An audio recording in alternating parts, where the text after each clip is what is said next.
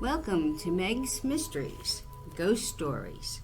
Ghost stories that are memories. Some are true, some are false. They were passed down and told so many times they made you think that you were there, even if you weren't. Some of them happened before your time, but are brought back and remembered from your loved ones, recalling their stories and memories to you. Here are some of my favorite stories that will give you chills and make you think, did that really happen? Some will make you laugh at how silly they were. How could you have been scared of that? See what you think and enjoy.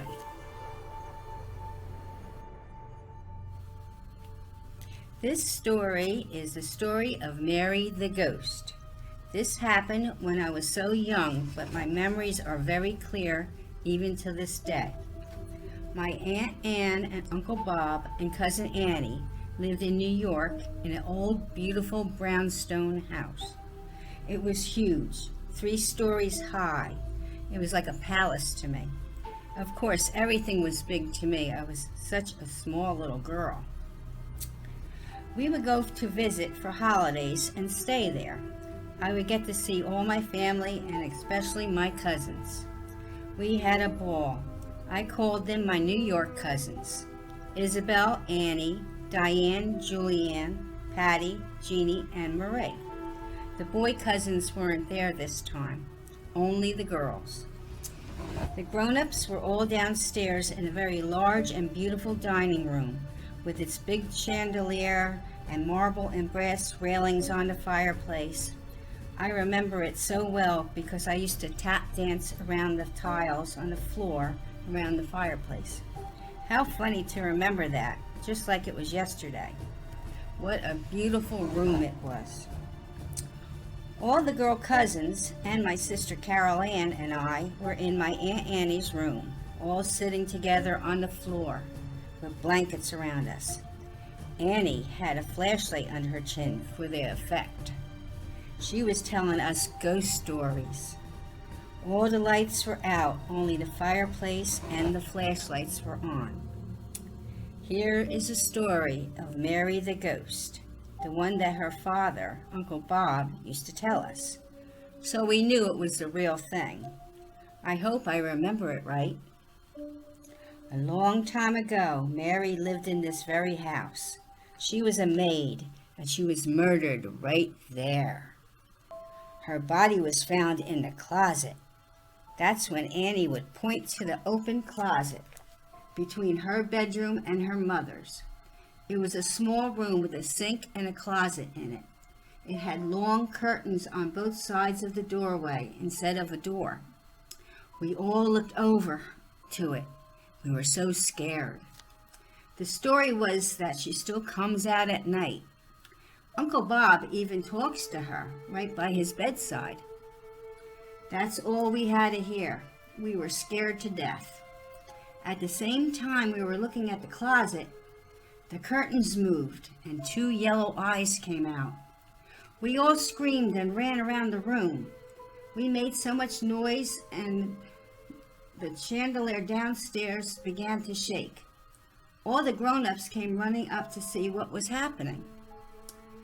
Mystery was solved. It was Toy Rocket, Annie's toy poodle, who was sleeping on her bed in the next room. He came out to see what we were doing, and in the dark his eyes glowed yellow. We all calmed down, but we still looked scared. It was great. We all loved and hated it at the same time, but we always asked for more stories, and we got plenty of them. Here's a story that happened to my mother. One year she had to stay in New York at Aunt Annie and Uncle Bob's house. I must have been about 1 or 2, just walking. She was very sick and we both had to stay there while she recovered from whatever she had.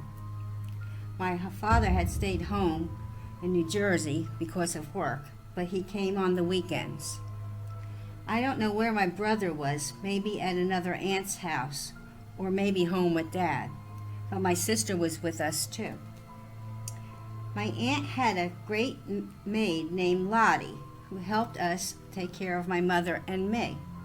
My mother stayed on the third floor of the big brownstone house so she could rest and get better. I was on the second floor with my sister in my Aunt Annie's room. It was late one night and my mother was all alone in her room, but not quite asleep.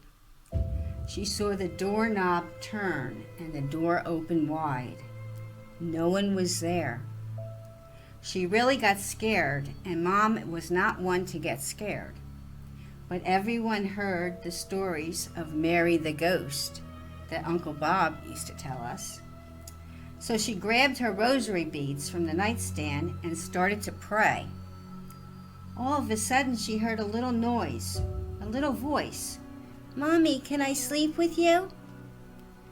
She still didn't see anybody, but she felt a tug on her sheets, and she looked down. It was me. I guess I was so small she didn't see me come in without looking down, and she didn't see me come in the room.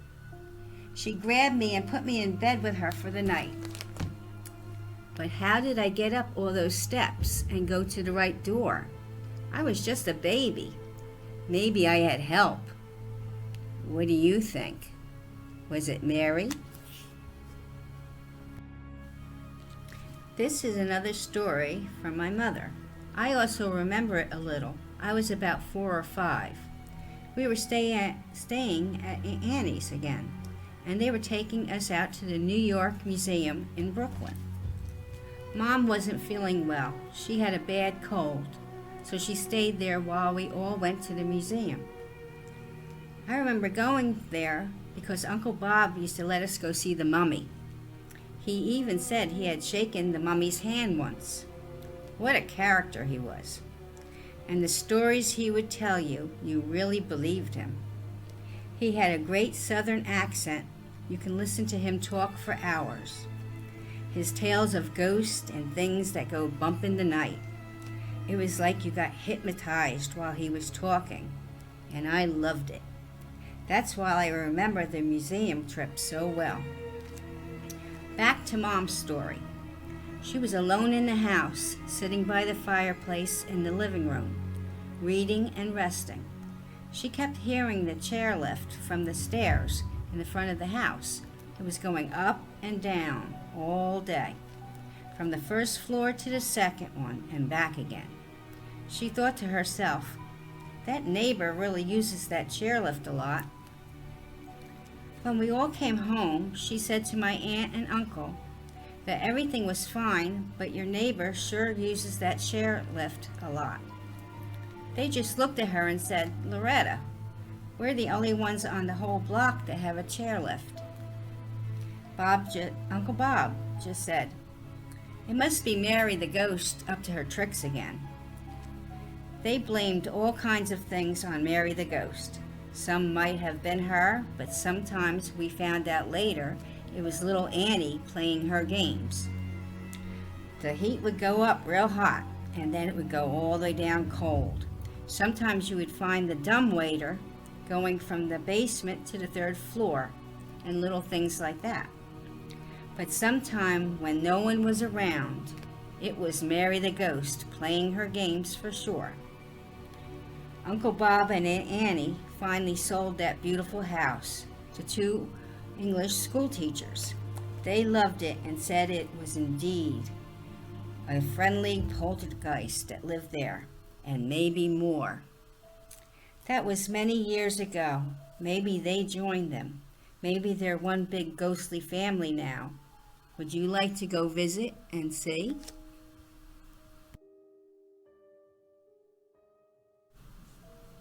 Little Ann's Nightly Visitor. This one I heard about, and although I didn't have the pleasure of being there, it was another one of my favorites.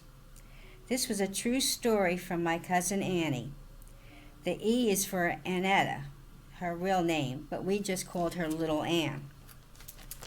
Annie had a big bedroom with 2 big twin beds. One of the beds was the size of a regular bed, and she had 2 of them. She also had a fireplace in her room with a beautiful mantel. shelves with dolls and books, all attached to her room. A big sunroom with lots of windows. It was like our big playroom.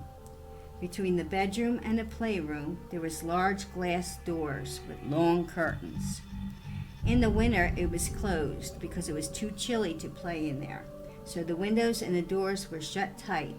No drafts could come into her bedroom.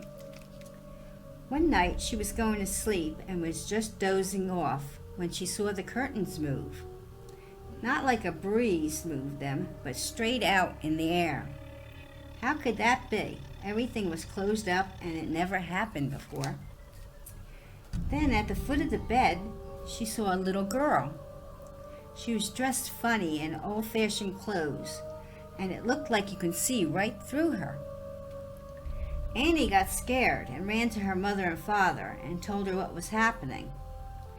They told her, "It's your imagination. Go back to sleep. Maybe it was a dream." So Annie went back to her room and got in her bed. The little girl came back. Annie said to her, "You are my imagination, so when I close my eyes, you will be gone." Annie closed her eyes tight and slowly opened them. The little girl was still there. Annie pulled the sheets over her head and went right to sleep. The little girl never came back. But I hear to this day, Annie still sleeps with the sheets over her head. She doesn't want another night visitor.